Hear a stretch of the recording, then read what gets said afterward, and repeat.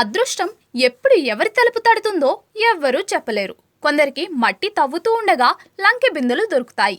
ఇంకొందరికి పురాతన ఇల్లు కూల్చుతూ ఉండగా ప్రాచీన వస్తువులు బయటపడుతూ ఉంటాయి.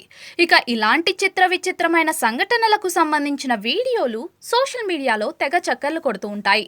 తాజాగా ఈ తరహా వీడియో ఒకటి సోషల్ మీడియాలో వైరల్గా మారింది.